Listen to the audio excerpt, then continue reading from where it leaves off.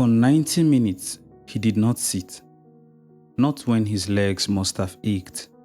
Not when others around him collapsed into their seats. Not when the game went to extra time. A Congolese fan named Michelonkuka Mbolandinga stood upright, unwavering, proud throughout the entire match at the recently concluded 2025 AFCON tournament. No gimmicks, no protest signs, just presence. And unknowingly, that man was channeling over a century of Congolese resistance. To understand why he stood, let's go back in time to begin from the beginning, because Congo has been standing for far longer than 90 minutes. We present to you Pre-Colonial Congo and the life of Patrice Emery LUMUMBA. Before European powers drew lines across maps in Berlin, before the name Belgian Congo was invented, before rubber became more valuable than human life, Congo was already a civilization. The Congo Basin is the second largest rainforest on Earth after the Amazon. It's often called the lungs of Africa, producing massive amounts of oxygen and regulating the climate of the entire continent. And it sits on one of the richest concentrations of natural resources ever discovered: gold, diamonds, copper, uranium, cobalt, timber, and land so fertile it could feed millions. But Congo's wealth wasn't just in the ground, it was in its people. The Kingdom of Congo, founded in the 14th century, was a sophisticated state with a centralized government, provincial governors, and a royal council. When Portuguese explorers arrived in 1483, they didn't find a primitive society waiting to be civilized. They found a kingdom that rivaled European powers in organization and culture. The Congo kings sent ambassadors to Portugal and the Vatican. Congolese nobles learned to read and write Portuguese and Latin. Churches were built, diplomatic letters were exchanged. This was a civilization engaging with Europe as equals for a while, because equality stopped being profitable. Ancient Congolese societies had mastered ironworking before many parts of Europe, developed complex agricultural systems, and created long-distance trade networks that connected Central Africa to the coast and beyond.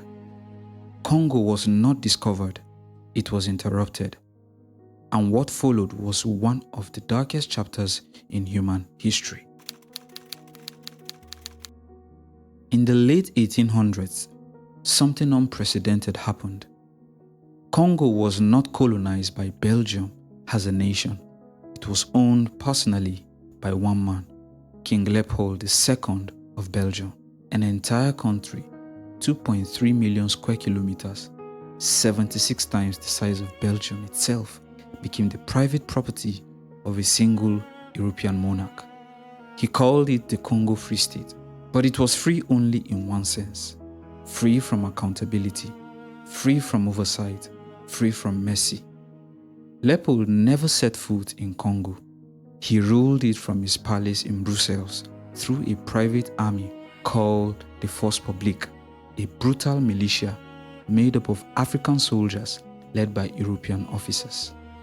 This mission was simple: extract as much rubber and ivory as possible. Rubber was the oil of the 19th century. It was needed for bicycle tires, industrial machinery, and later, automobile tires. Demand exploded, and Congo's rainforests were filled with wild rubber vines. But harvesting rubber was backbreaking, dangerous work. The Congolese didn't want to do it. Why would they? They had their own farms, their own economies, their own lives. So Leopold's agents used terror. Villages were given rubber quarters. If they didn't meet them, the Force Publique would raid, they would burn homes, take women and children hostage, rape and murder. And here is the detail that haunts history: the cut off hands. If a village didn't produce enough rubber, soldiers would cut off the hands of men, women, and children as punishment. Sometimes they cut off hands to prove they hadn't wasted bullets. because for every bullet fired, they had to show a severed hand to account for it. Baskets of human hands were collected and presented to officers as proof of discipline. Photographs from the era show Congolese men and children staring at the camera, holding up the stumps where their hands used to be. Entire regions were depopulated, families were torn apart, communities that had existed for centuries were erased. Historians estimate that between 1885 and 1808, over 10 million Congolese people died. Some estimates go as high as 15 million. That's half the entire population. Yet, this genocide was barely taught in European schools. It rarely appears in world history textbooks. It's never been met with reparations and is often downplayed or denied. Belgium grew fabulously wealthy. Grand buildings rose in Brussels, funded by Congolese blood, and Congo bled in silence. Eventually, reports began to leak out. A British shipping clerk named E.D. Morel noticed something strange. Ships going to Congo were full of guns and ammunition, but ships returning carried only rubber and ivory. No trade goods, no fair exchange, just extraction and violence. Morel launched an international campaign. Missionaries smuggled out photographs. Testimonies were published. The world began to pay attention. In 1908, international pressure forced Leopold to hand over Congo to the Belgian government. But the exploitation didn't stop. It just became more organized. Congo remained a colony, its resources still flowing to Europe, its people still subjugated for another 52 years. By the late 1950s, winds of independence were sweeping across Africa. Ghana had gained independence in 1957, Guinea in 1958. The era of open colonialism was ending, at least in name. Congo demanded its freedom, and standing at the center of that movement was a man named Patrice Emery LUMUMBA. LUMUMBA was not born into privilege. He grew up in a small village in Kasai province, in the heart of Congo. He was self-educated, working as a postal clerk and later a beer salesman, while teaching himself history, politics, and philosophy. He was a brilliant writer and speaker, passionate, unapologetically African, and he believed deeply that Congo could govern itself. On June 30th, 1960, Congo gained its independence. King Baudouin of Belgium attended the ceremony. In his speech, he praised Leopold II as a genius and a hero who brought civilization to Congo. He framed Belgian rule as a gift, a noble endeavor.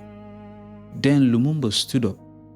He was not scheduled to speak, but he took the microphone anyway, and he spoke the truth Belgium wanted buried. He reminded the world of the humiliations, the forced labor, the massacres. He said Congo's independence was not a gift from Belgium. It was taken back by Congolese blood and sacrifice. He said, and I quote, "We have known ironical labor in exchange for salaries which did not permit us to eat enough to drive away hunger or to clothe ourselves, or to house ourselves decently, or to raise our children as creatures dear to us. We have known mockery, insults, blows that we endured morning, noon, and evening because we are Negroes." The room fell silent. Belgian officials were furious. This was not the script. This was not the grateful, docile native they expected. The speech made Lumumba a hero to millions of Africans and a threat to Western powers. Because Lumumba didn't just want a flag and an anthem. He wanted true sovereignty. He wanted Congo to control its own minerals, unity across ethnic lines, and economic independence, not just political symbolism. Congo sits on something the world needs: cobalt, uranium, diamonds, gold, coltan, the mineral used in every smartphone, laptop, and tablet on Earth. The uranium from Congolese mines helped build the atomic bombs dropped on Hiroshima and Nagasaki. America didn't want to lose access to that. Belgium didn't want to lose its wealth. Western powers were watching, and they were worried. Within months of independence, chaos erupted. The mineral-rich Katanga province, backed by Belgian mining companies, attempted to secede. The Congolese military mutinied. The country fractured. Lumumba asked the United Nations for help. They refused to intervene decisively. In desperation, he reached out to the Soviet Union. In the middle of the Cold War, that was the final straw for the West. With support from Belgium and the CIA, a military officer named Joseph Mobutu staged a coup. Lumumba was removed from power, placed under house arrest, and then transferred to his enemies in Katanga. In January 1961, Patrice Lumumba was beaten, tortured, and shot. His body was dissolved in acid so it could never be found. For decades, Belgium denied involvement. Then in 2022, Belgium admitted it. A parliamentary inquiry confirmed that Belgian officials were complicit in his assassination. The CIA's full role has never been disclosed, though declassified documents show they actively sought his removal. One of Lumumba's teeth, kept as a trophy by a Belgian officer, was finally returned to his family in 2022, 61 years later. Lumumba's life was cut short at 35 years old, but his ideas survived. His vision of a free, united, self-determined Congo became a rallying cry for liberation movements across the continent. And his death revealed a brutal truth. Political independence means nothing if economic power remains in foreign hands. After Lumumba's assassination, Congo did not become free. It became managed. Mobutu Sese Seko, the man who helped overthrow Lumumba, ruled Congo for 32 years. He renamed the country Zaire. He changed his own name. He built a cult of personality, wearing a leopard skin hat and claiming to embody Congolese authenticity. But Mobutu was a puppet. He was backed by the United States, Belgium, and France throughout the Cold War because he was anti-communist and kept Congo's resources flowing to the West. Meanwhile, he stole billions. He built palaces. He had a private airport so he could fly to Paris for shopping trips. He owned mansions in Europe while his people starved. By the time he was overthrown in 1997, Congo's infrastructure had collapsed. Schools and hospitals crumbled. Roads disappeared into the jungle. And then came the wars.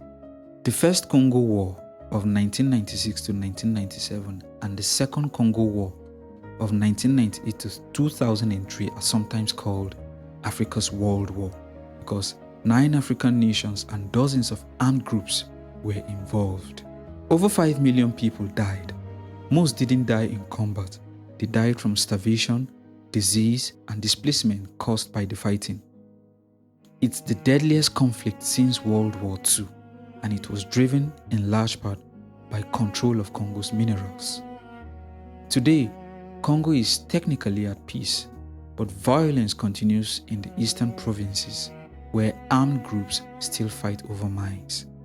Cobalt, the mineral essential for electric car batteries and smartphones, is extracted in dangerous unregulated mines, often by children as young as 7. They dig with their bare hands for a few dollars a day. The cobalt ends up in devices made by Apple, Tesla, Samsung, and Microsoft. Congo remains resource-rich and people poor. This is neocolonialism, political independence on paper, economic captivity in practice. Congo has a flag. It has a seat at the United Nations, but foreign corporations still control the wealth beneath its soil. The profits leave, the poverty stays. And yet, despite everything, Congo endures.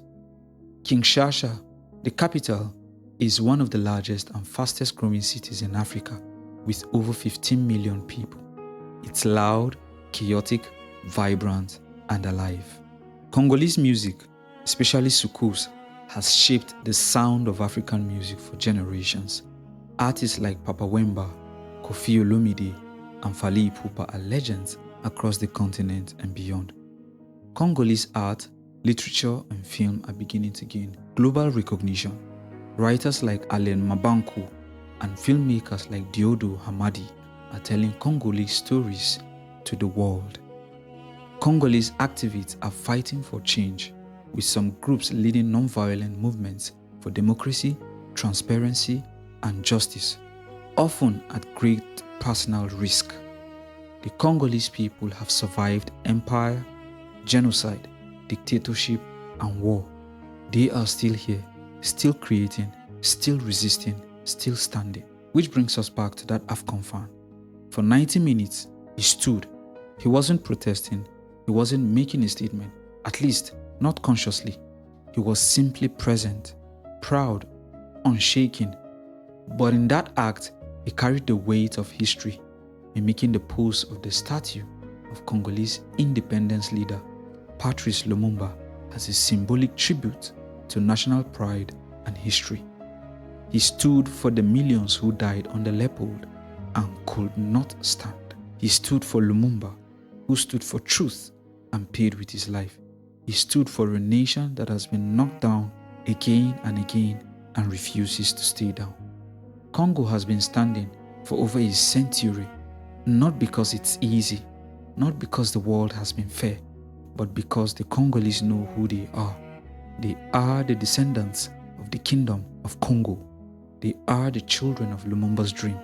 They are the guardians of the second lung of the earth, and they are still here. The question is no longer what happened to Congo. We know what happened. The real question is what happens when Congo finally fully rises on its own terms, answering to no one. Because history shows us one thing: you can silence a man, you can exploit a land, but you cannot forever break a people who know who they are. Congo has stood through the unimaginable, and Congo is still standing. So here's my question for you. What do you think the world owes Congo? Should there be reparations for Leopold's genocide? Should Congo control its own resources? Kindly drop your thoughts in the comments. And if this is history you were never taught in school, share this video for more people to know this story. Subscribe for more untold African history. Thanks for watching.